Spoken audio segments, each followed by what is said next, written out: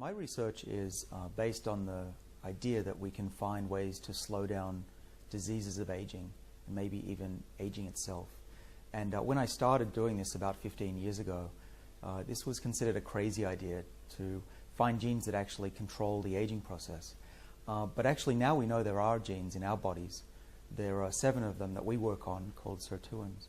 And these genes, we think, control the body's natural defenses against diseases and aging itself. And so the overall theme of my lab's research over at Harvard Medical School is to find ways to tap into our body's natural defenses and turn on these genes that exist in our cells, but they typically don't do a very good job. And so we're trying to make medicines that will turn on these pathways, these very ancient pathways, and boost them in a way that will slow down diseases. And when I say diseases, that includes essentially all of the major diseases of Western society, of the developed world. So there's cancer and heart disease, Alzheimer's, osteoporosis, heart disease.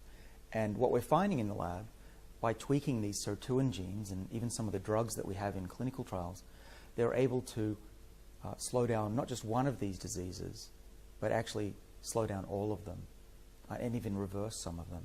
And so the future that I hope to see, if this research comes to bear, and I really think that it'll happen in our lifetimes, is that a patient could go to their doctor, and let's say they have high blood sugar, they have type 2 diabetes, and the doctor will say, well, we have this medicine. It's a breakthrough medicine, brand new on the market, and it'll bring down your blood sugar. And that, the patient says, that's great news. And the doctor says, well, I have to warn you, there are some side effects to this drug. Some of the side effects include you'll be protected against cancer and heart disease and Alzheimer's and osteoporosis, and by the way, your memory will improve. Now that sounds like science fiction, but actually we do this all the time in the lab with animals.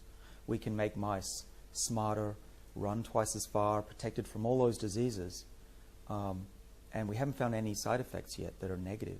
So we could have medicines that simultaneously protect the elderly or even the middle-aged person from some of the diseases that kill people. And the future, I think, is really bright. You can imagine a future where a 90-year-old is just as healthy as a 50-year-old and still plays tennis, and maybe we see people reaching their hundreds when they can see their great-grandkids graduate from uni.